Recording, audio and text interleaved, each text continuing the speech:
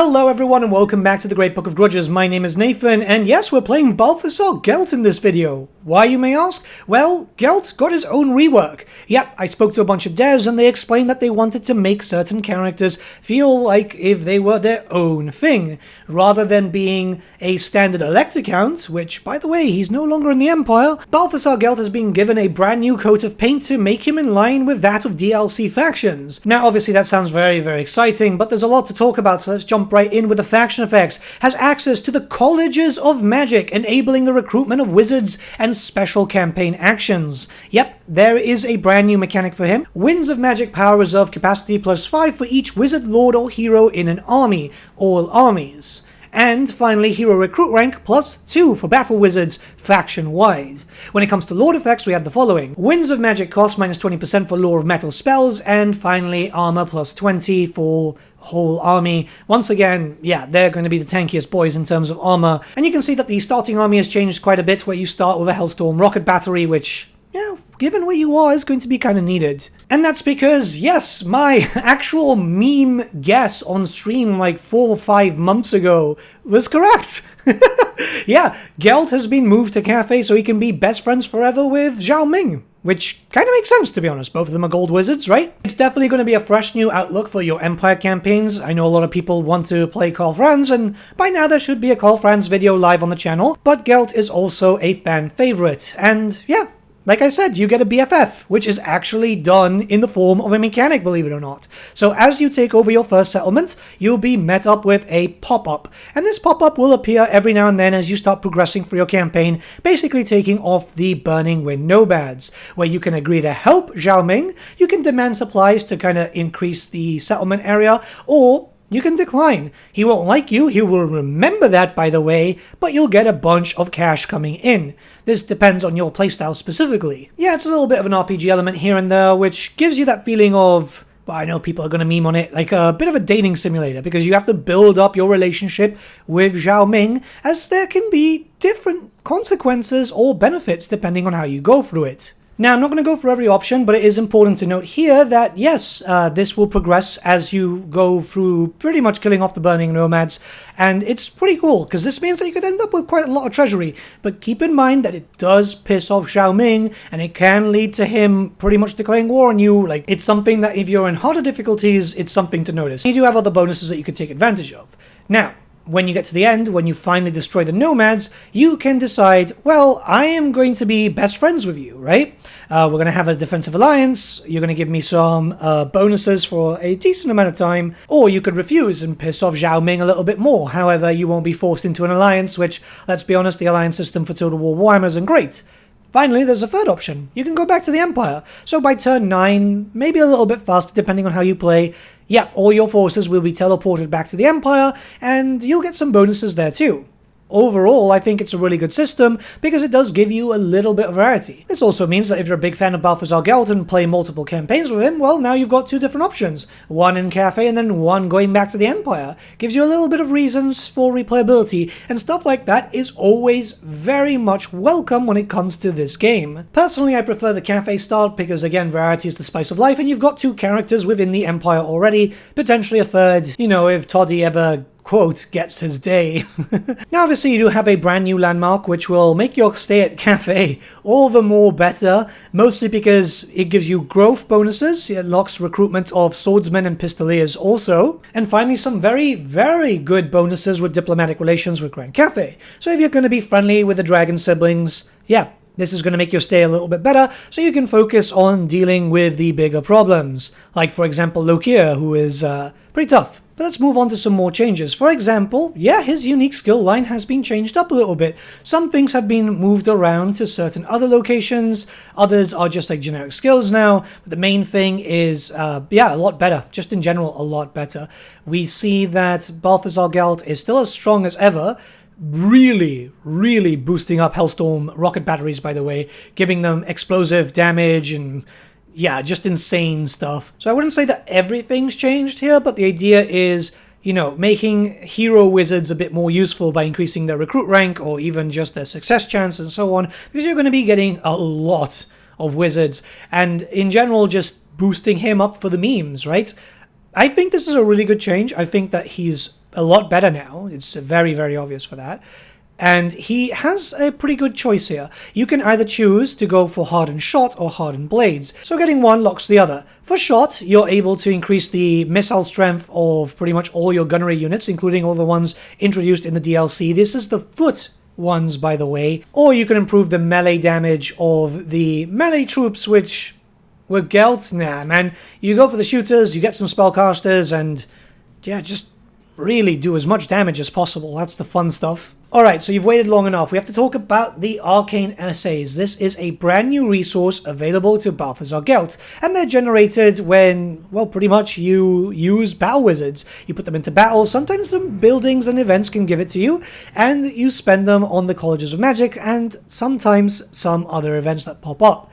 The main thing here is it's a brand new thing which is attached to the Colleges of Magic. This is a really stylized mechanic which, yeah, allows you to kind of finally play with the colleges, right? So, you can recruit wizards the normal way, don't get me wrong, there's a way for that, but, yeah, you've got access to all the colleges, including the Gold Wizard. Yes, the Gold Wizard is now here as the FLC hero. So, yeah, we finally have all the major wins with the Empire. It's about time. We don't have them as Lord variants, though, which is a shame. However, you never know in the future. But there's a really big thing here. So when you play around with this, you're going to be able to get bonuses. You're going to be able to get items. You're going to be able to get so much here. So let's look at the Gold Order here.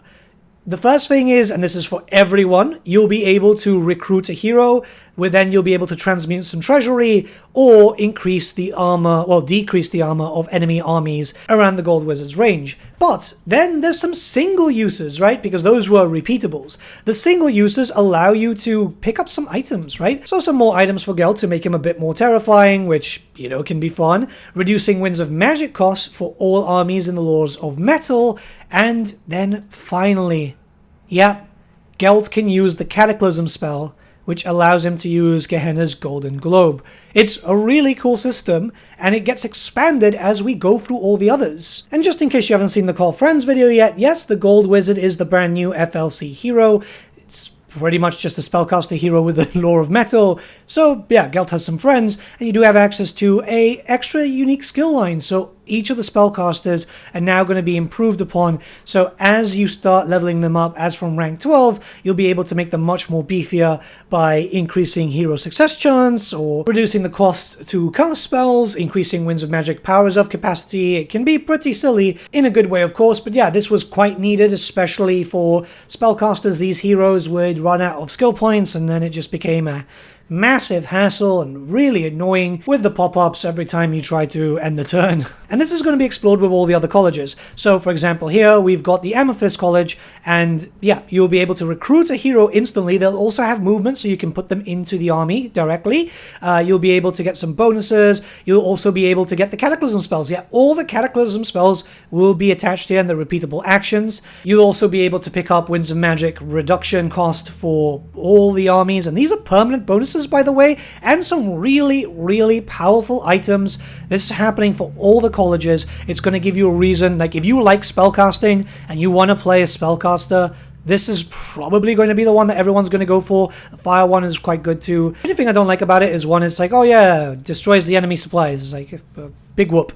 But yeah, I mean, recruiting a hero instantly, which naturally starts off at rank 3, and then you can get other bonuses in, and obviously not only that, it's spellcasters, constant spellcasters. The more spellcasters that you have up and running, the better that this mechanic becomes for you, because you'll be able to use it more and more. It's going to be one of those things that you'll notice it steamrolling after a certain amount of time if you haven't forgotten about this. And believe me, it's something that you're not going to forget about, because you're just really bringing up as many, and I mean many, of these guys as possible. Ultimately, the fantasy of battle wizards has been a big thing for the Empire. I mean, since day one, when you used to be playing there in the tabletop, you had all these choices. Those choices are here, and just amplified with the spells from the Storm of Magic campaign, just to add in a lot extra flavor. So one of the things I've been doing lately, whilst I've been waiting for the other embargo, because we had to wait for the build to be updated before we could actually start playing with Tamokan, Malachi, and Elsef, was literally just doing a Balthasar Gelt campaign, because I was like, well, this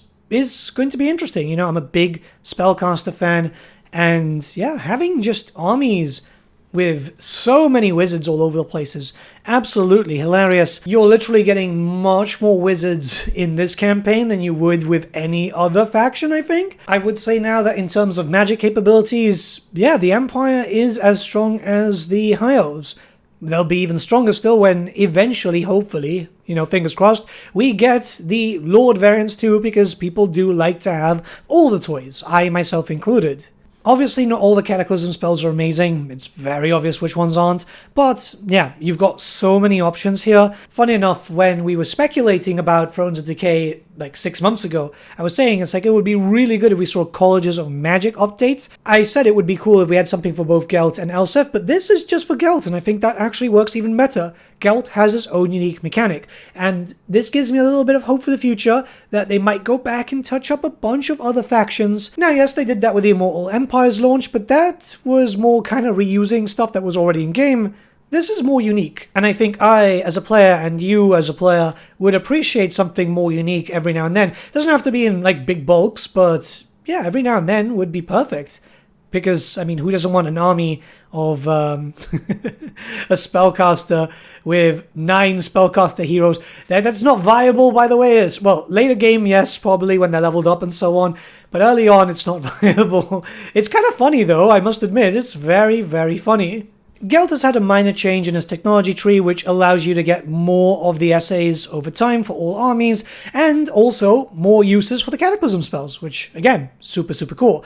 There's a few changes here and there, and obviously if you've seen the Empire rework with Karl Franz, you'd have noticed that there's a brand new section for the Colleges of Magic, a little bit better. The whole tech tree has been kind of updated a bit, and it's kind of nice. It's just quality of life updates, which really make one of the most popular factions just a little bit more fun to play. So yeah, this is turn 14, and I didn't use any cheats or anything, so I actually did this vanilla. I've got access to a Cataclysm spell already, I've got a bunch of heroes.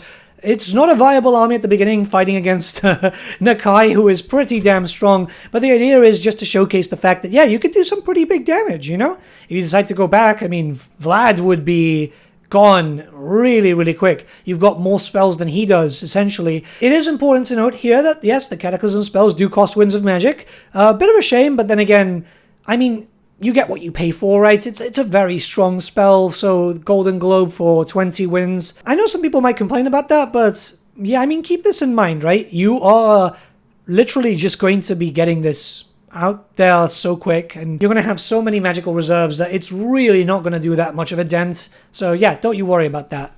Alright, so that's all of the new mechanics. I want to give you some thoughts on Balthasar Gelt as a brand new faction, essentially, because it's very, very different to what it was originally. Still the same core, because it's still an Empire faction, but, you know, the new start position as a whole is great. I like the idea of starting in Grand Cathay. More variety is good. That means that we pretty much have, what, 4 legendary lords in, well, technically 5, but 4 different locations covered, right? 1 in the Southlands, 1 in Lustria, 1 in Cathay, and 2 in the Empire.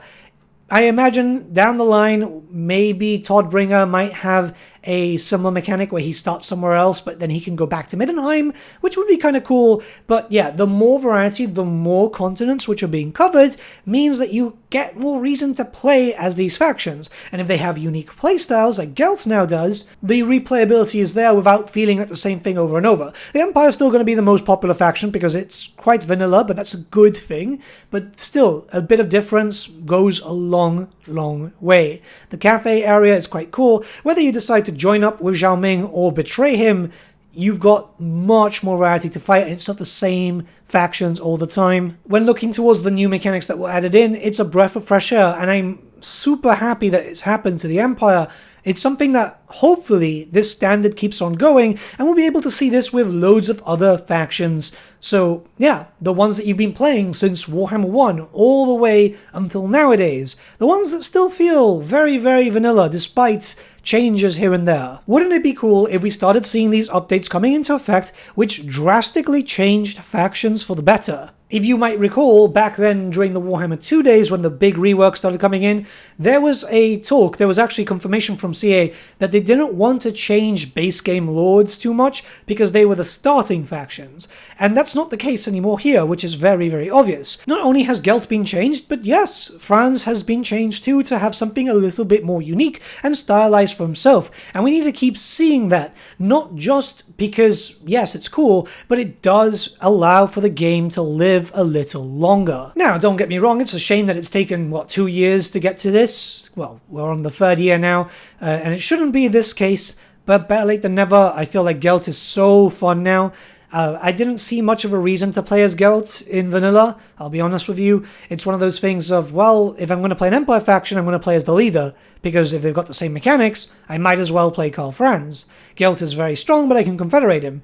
Now, you've got the option of, I want a unique campaign focusing heavily on magic and gunpowder, but still being very different to that of Elsef, because they are very different. By this point, the news on Elsef von Draken has already gone out. Again, showing that you can have characters which are very similar to each other, but also very unique.